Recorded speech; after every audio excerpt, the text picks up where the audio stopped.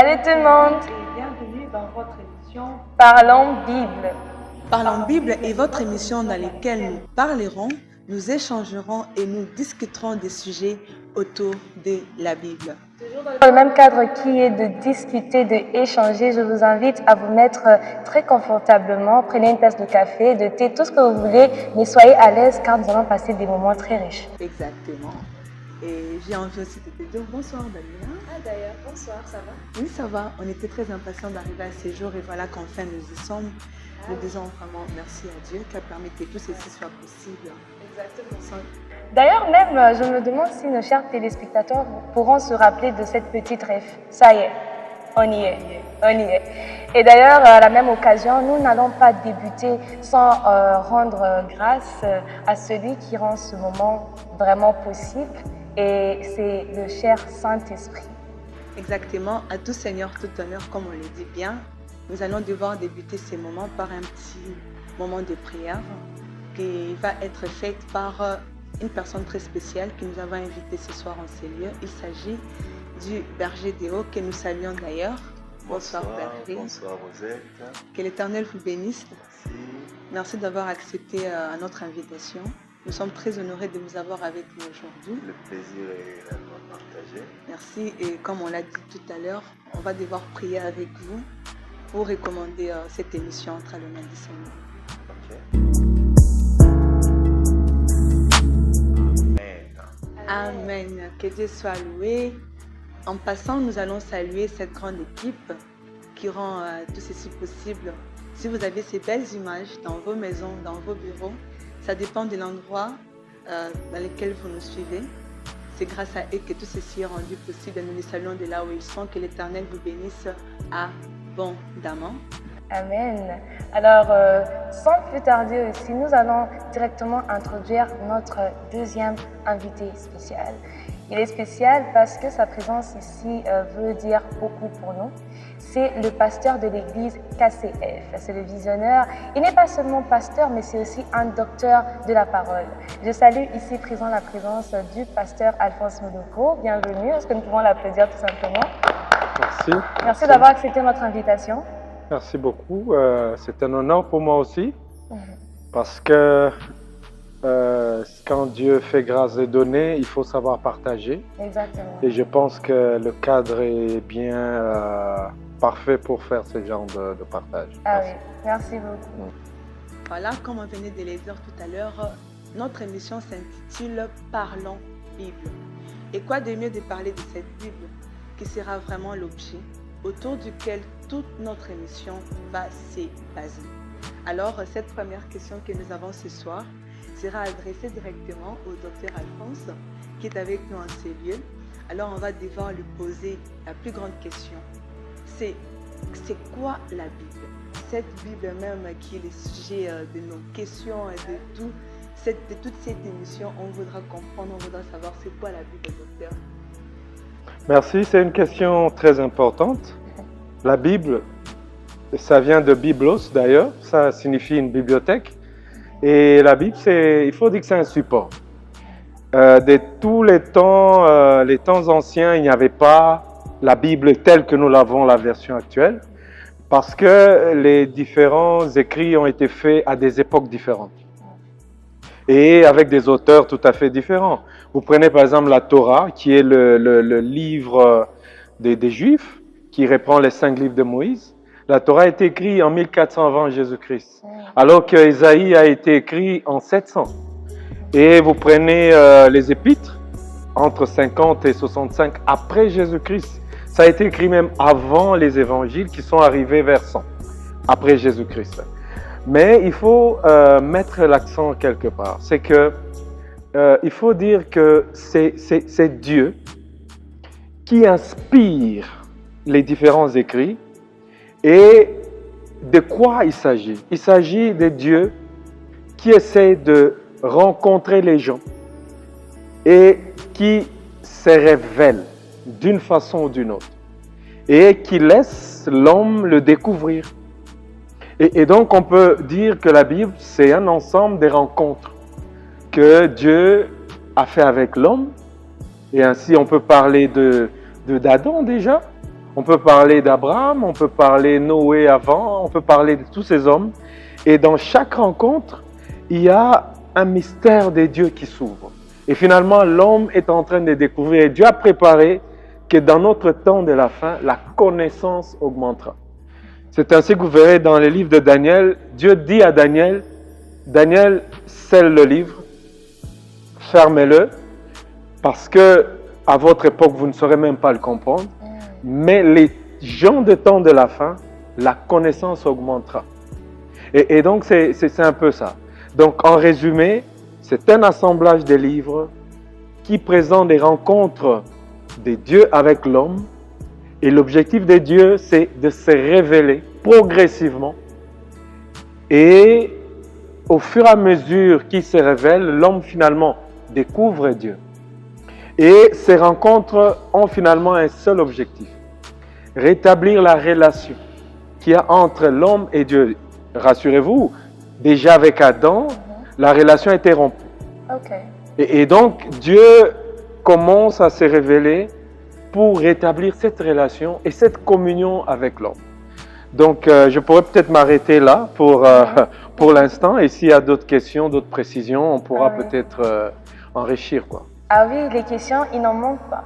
Et d'ailleurs, je tirerai de ce que vous avez dit, en résumé, que la Bible, c'est vraiment un rassemblement de plusieurs livres et son but, c'est de nous faire connaître qui est Dieu, tout simplement.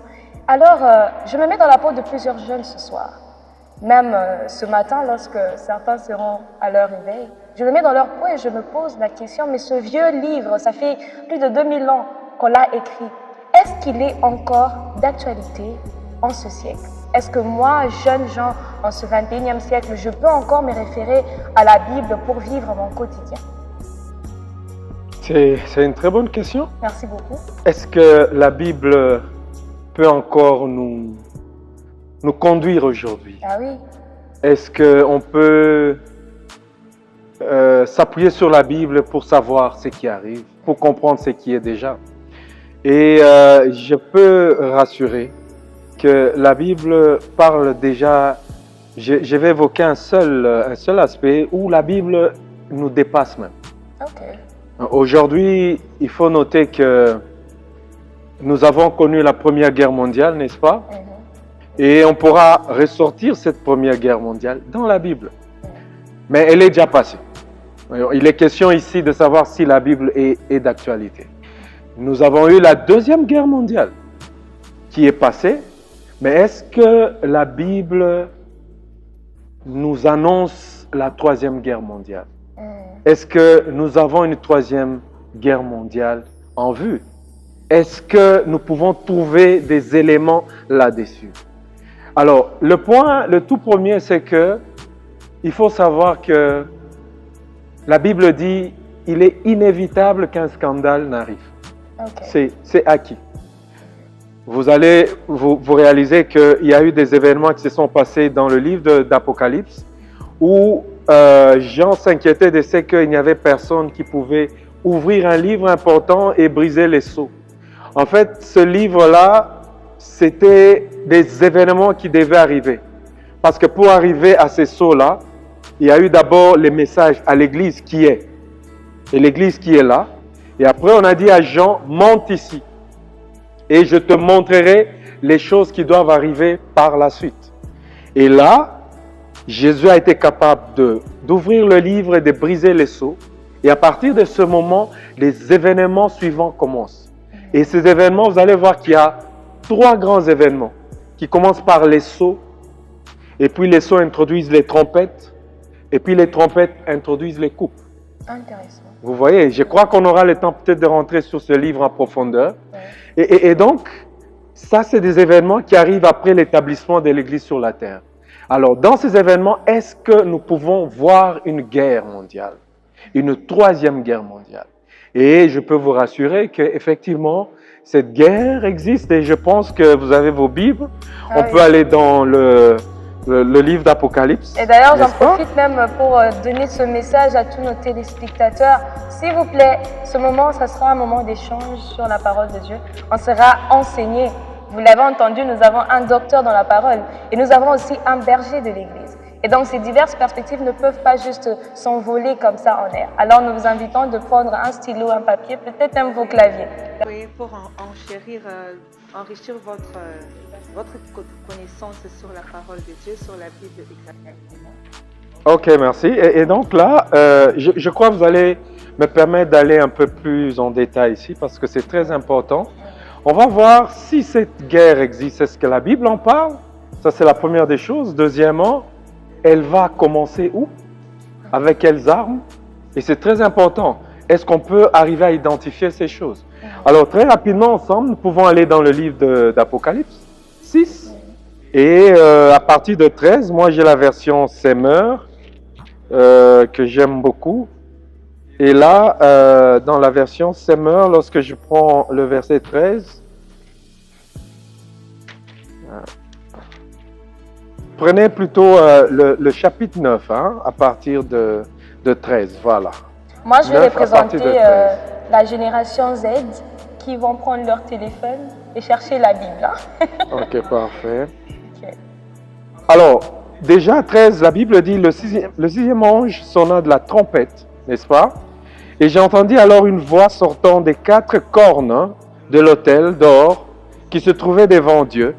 Et elle disait au sixième ange qui tenait la trompette, « Libère les 4 anges qui sont enchaînés au bord du grand fleuve d'Euphrate. » Donc, retenez déjà une référence, l'Euphrate.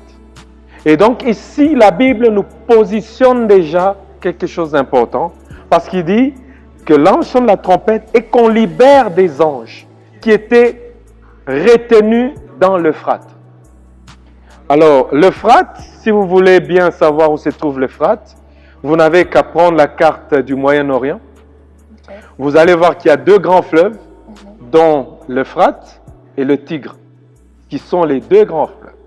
Et lorsqu'on parle du Moyen-Orient, j'aimerais vraiment vous positionner, vous allez comprendre que c'est la partie du monde qui est vraiment en guerre. C'est la partie du monde, très rapidement, qui se situe entre la Turquie au nord, vous voyez, il y a la Syrie, il y a l'Irak et vous avez l'Iran. Et vous pouvez voir tous les mouvements terroristes, toutes les guerres qui ont même touché les États-Unis avec le terrorisme. Tout est parti de là, avec l'Irak, avec l'Iran, avec la Syrie, avec la Turquie. Et c'est la zone aussi, quand vous prenez l'Irak, c'est l'ancienne Babylone. OK?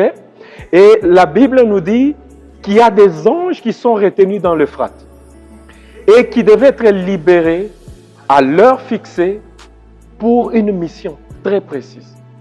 Maintenant, la question serait, est-ce que Dieu veut tuer les gens? Ce serait peut-être ça. J'ai entendu une fois quelqu'un dire, entre Satan et Dieu, qui tue plus? Ah oui, très pertinente comme Voilà. question. Et est-ce que Dieu, il a un plan pour tuer les gens? J'aimerais clarifier là-dessus. La vérité, c'est que Dieu ne tente personne. La Bible dit cela. Dieu ne tente personne. Mais chacun est amorcé par ses propres convoitises. Et nous sommes dans un monde dual, c'est-à-dire un monde où il y a les forces du mal et les forces du bien. Et du coup, chacun attire, selon ses convoitises, ce qui va lui arriver. Et ici, les hommes s'éloignant de Dieu vont attirer les forces négatives qui vont déclencher certains phénomènes sur la terre. Et donc, je reviens très rapidement sur l'Euphrate, qui est l'endroit que la Bible nous positionne, qu'il y a des anges qui sont dans l'Euphrate, et ces anges vont être libérés, et ces anges vont déclencher une certaine vague de criminalité, une certaine vague de mortalité dans cette zone, et ça va s'étendre. Donc ça, c'est la première des choses. Nous connaissons l'endroit. Nous connaissons très clairement l'endroit où commence cette guerre. La deuxième chose, c'est... La Bible continue. Alors, la deuxième chose dit, on a délié les anges et afin qu'ils exterminent le tiers de la terre. Waouh, ça fait peur. Le tiers de la terre. Alors, j'aimerais insister ici que la Première Guerre mondiale a tué 8 millions OK. 8 millions de gens. Et on l'appelait la Grande Guerre, la Première Guerre mondiale. C'était dans les années déjà 14-18, où cette guerre s'est déclenchée et elle a tué 8 millions. Mais il y a eu, après, les gens se sont organisés pour dire plus jamais de guerre. Et on a fait ce qu'on appelait la Société des Nations, qui est un peu la version des Nations Unies actuelles, pour dire on ne veut plus la guerre. Malheureusement, ces organisations des hommes ne suffiront jamais pour arrêter la guerre. C'est un peu comme le temps de Caïn.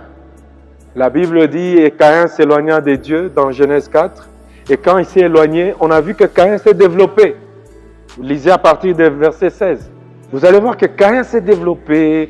Caïn, il y a eu des musiciens, il y a eu des forgerons, il y a eu tout un développement.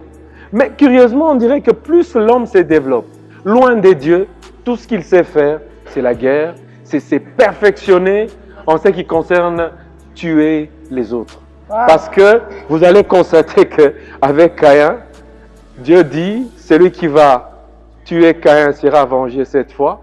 Mais vous allez voir le mec à la fin, il dit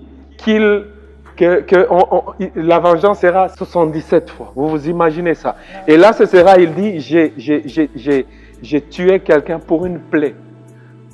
Au commencement, la Bible dit Caïn, lorsqu'on va le venger cette fois, c'est lui qui l'aura tué.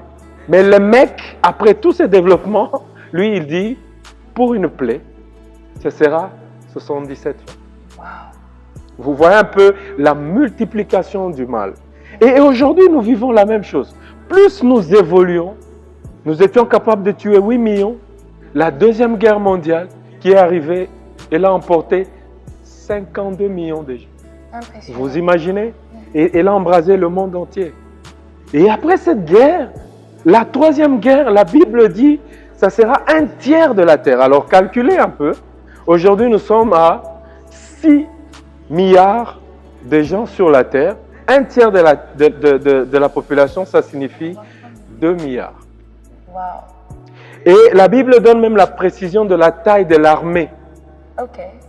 Parce qu'aujourd'hui, avec les nations qui sont unies, une guerre, vous allez en Ukraine par exemple, vous allez trouver plusieurs gens qui se battent. Vous allez dans le Golfe Persique, vous verrez que c'est plusieurs armées qui sont réunies là-bas. Donc avec l'union des armées, il est possible aujourd'hui de réunir une grande armée. Et la Bible nous parle d'une armée d'à peu près 200 millions de militaires. OK. Vous imaginez ça? Et ça, ce sont des choses que la Bible nous dit. Et j'aimerais arriver à une dernière chose, peut-être. C'est, est-ce que les armes dont on parle ici, est-ce que nous pouvons voir ces armes aujourd'hui au milieu de nous? Parce que ça, ce sont des indicateurs qui vont réellement nous prouver que nous sommes à ces temps-là. Alors, lorsqu'on parle des armes, c'est là où ça devient un peu curieux, parce que on dirait qu'à ce temps-là, Jean, qui voyait ça, n'avait pas les mots exacts pour le dire et ne pouvait qu'utiliser les choses de son environnement pour expliquer ce qu'il voyait. Okay. Et qu'est-ce que Jean dit? Nous sommes toujours dans Apocalypse 9, à partir de 17, il dit « Ainsi je vis des chevaux dans la vision, et ceux qui montaient ayant des cuirasses de couleur de feu. » Vous imaginez des chevaux qui ont des cuirasses de couleur de feu et d'hyacinthe et de soufre. Et les têtes des chevaux étaient comme des têtes de lions. Donc il essaye il n'a jamais vu les armes actuelles. Lui, quand on parle armes, quand on parle guerre, il faut parler des chevaux, il faut parler des boucliers. Mais maintenant, il essaie d'expliquer quelque chose qui va arriver 2000 ans après lui. Et donc c'était difficile. Et qu'est-ce qu'il explique? Il dit, il voyait ces chevaux-là avaient les têtes comme des lions. Et leur bouche, ils sortaient du feu, la fumée et le souffle. Ça, on va se dire, waouh, c'est des monstres. Ouais. C'est vraiment des bêtes, des monstres. Mais il n'y a rien de monstres là-bas. Okay. Ce sont nos armes actuelles.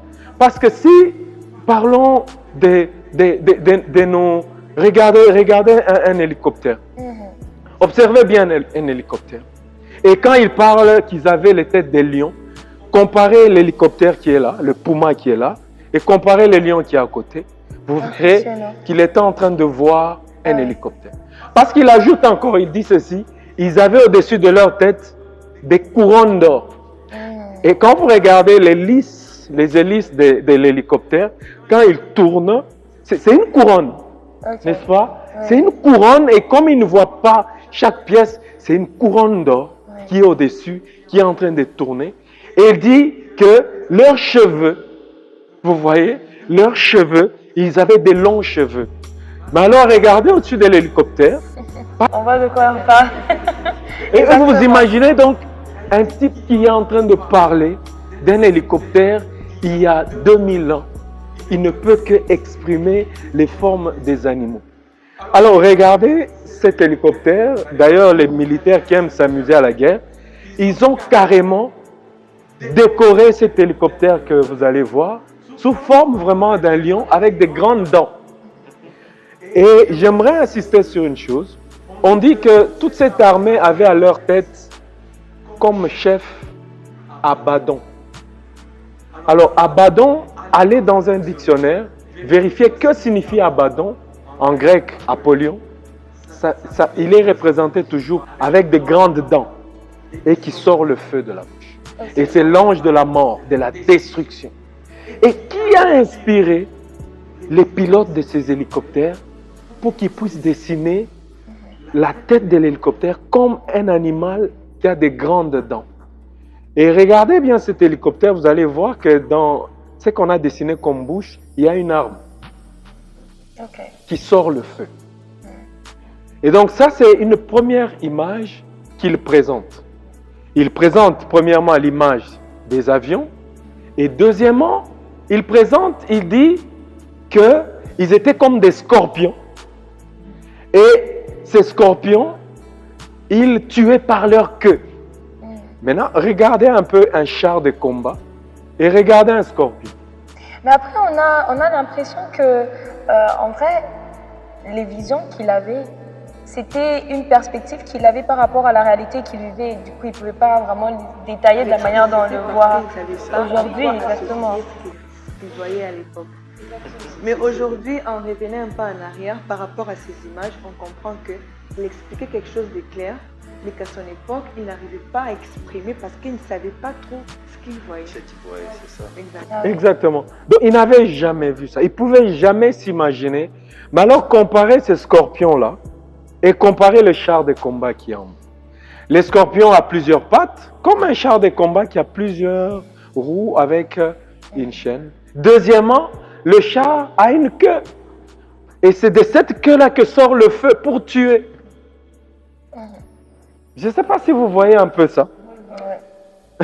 Je vais relire encore. Il dit ceci. Voici comment, dans ma vision, je vis des chevaux. Et leurs cavaliers, ils portaient des cuirasses rouges de feu, de bleu et turquoise et jaune soufre. Les têtes des chevaux rappelaient celles des lions, n'est-ce pas? Et leur gueule crachait du feu. Regardez, je rentre là. Donc, ils avaient des têtes comme des lions et leur bouche, ils crachaient du feu. N'est-ce pas? Et il ajoute encore, par ces trois fléaux, ils tuaient par ces trois fléaux, par leur gueule, le feu, la fumée et le soufre. Et le tiers de l'humanité fut exterminé. Car le pouvoir des chevaux se trouvait dans leur gueule et dans leur queue. Donc lui, au lieu de parler des canons qui tirent les canons des chars, lui il parle des queues. Il voit des scorpions et un scorpion, la puissance qui tue, la puissance du scorpion se trouve dans la queue. Et la puissance d'un char de combat, c'est dans le canot qui est là. Et il dit, en effet, leur queue ressemblait à des serpents. Et elles étaient pourvues de têtes qui leur servaient à nuire. Alors il dit, il parle maintenant, lorsqu'on rentre à 7, rentre un peu à 7, toujours Et Apocalypse 9, rentrez un peu à 7 et voyez ce qu'il est en train de dire. Il dit ceci, ces sauterelles ressemblaient à des chevaux pour la bataille. Elles avaient sur la tête comme des couronnes, ok? Des couronnes d'or. Et leur face ressemblait à un visage humain. Et j'aimerais que vous puissiez observer cette image ici. Cette image d'un hélicoptère avec les hommes à l'intérieur. Ok, Il dit ils avaient des visages humains. En réalité, Ce sont les pilotes. c'est des pilotes qui étaient là.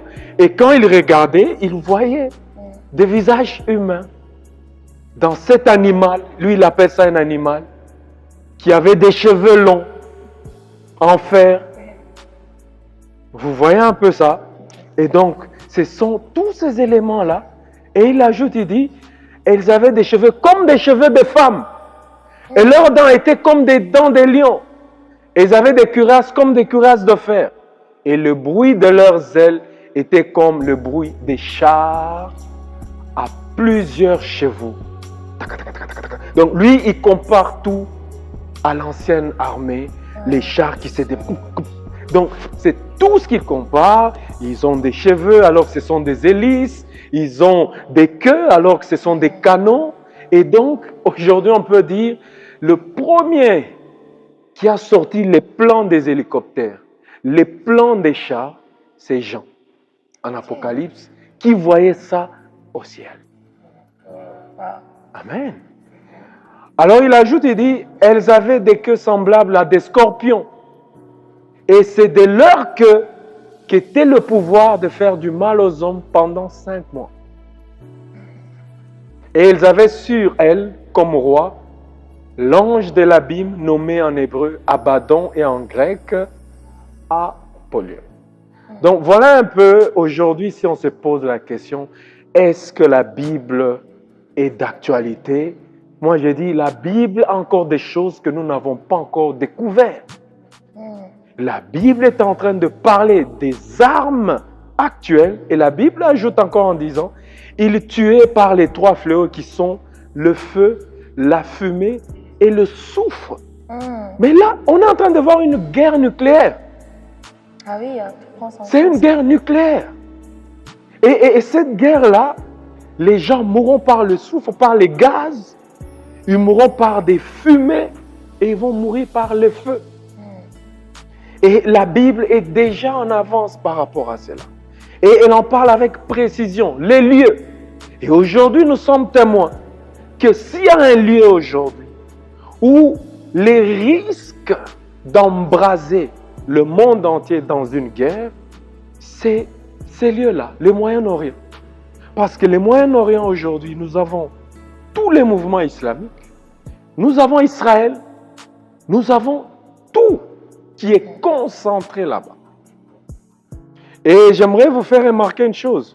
Quand on parle du Moyen-Orient, on parle de la Méditerranée. Vous allez voir que tous les continents se rencontrent là-bas. Vous avez l'Afrique qui arrive là-bas par l'Égypte. Vous avez l'Europe qui arrive là-bas par l'Italie, l'Espagne. Vous avez l'Asie qui arrive par le Moyen-Orient, effectivement, la Turquie et le Koweït, l'Arabie saoudite. Et vous avez tous les continents pratiquement qui se rencontrent sur cette grande mer sur laquelle il y a un défi. Aujourd'hui, les grandes puissances veulent le pétrole qui est là-bas. Et pour le pétrole, toutes les puissances du monde sont présentes là-bas. Donc voilà un peu juste un élément que je voulais ressortir ici qui témoigne réellement que la Bible, c'est un livre des livres, c'est un livre extraordinaire. Il n'a pas encore expiré. Il a encore beaucoup de choses à nous dire. Et c'est un livre que les jeunes d'aujourd'hui devront prendre au sérieux et se rassurer qu'ils ont la version papier, cette version qu'on ne saura jamais pirater, parce que quand c'est électronique, tout peut arriver.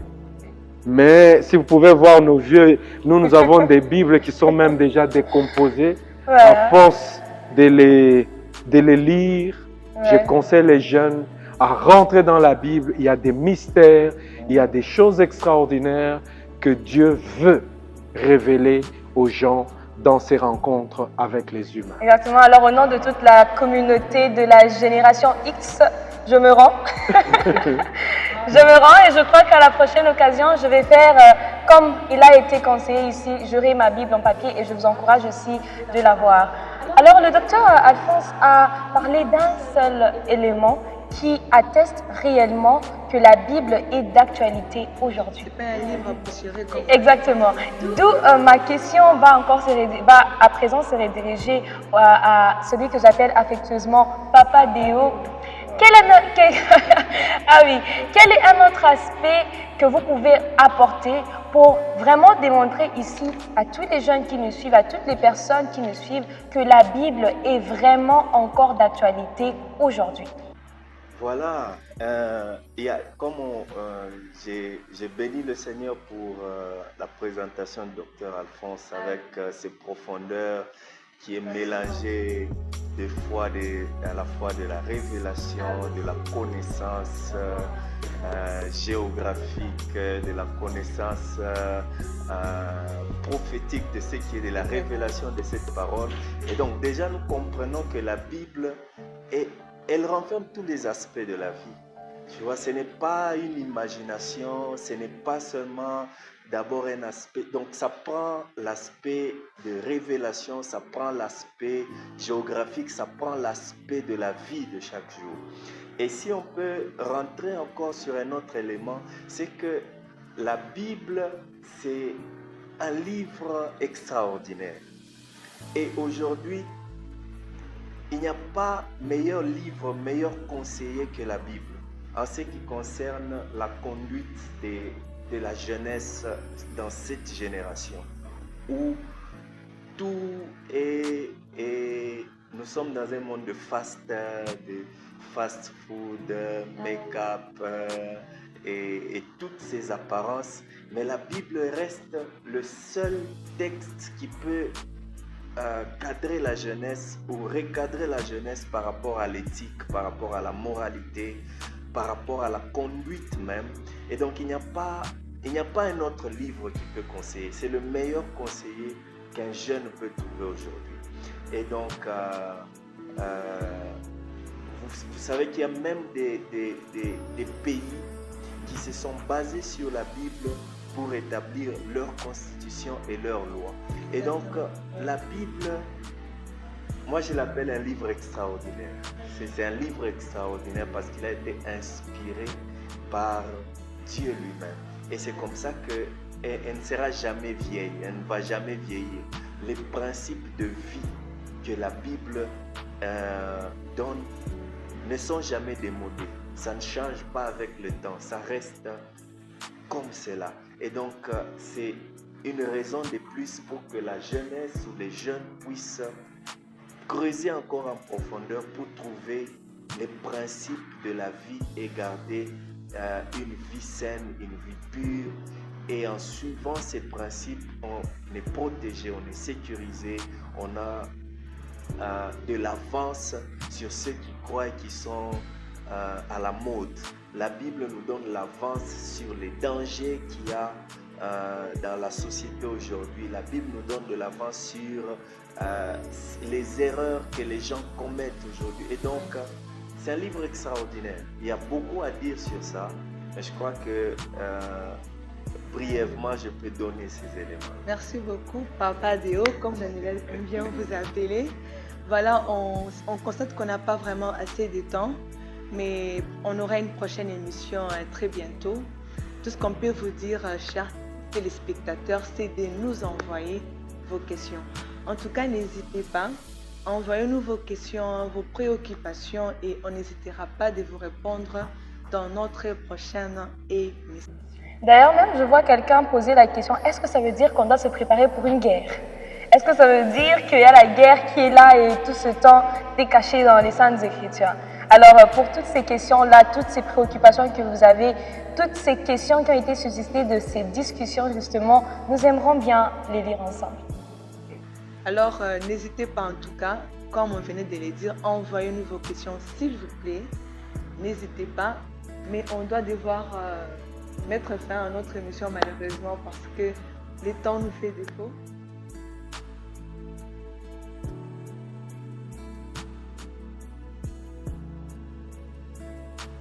Alors, n'hésitez pas de nous envoyer vos questions, vos préoccupations et on n'hésitera pas de vous répondre.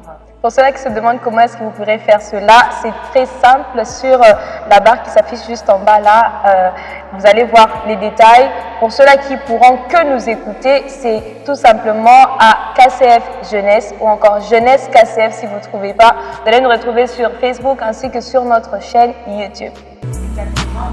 Et bien notre numéro sur lequel vous avez tout simplement activer vos bases d'écran.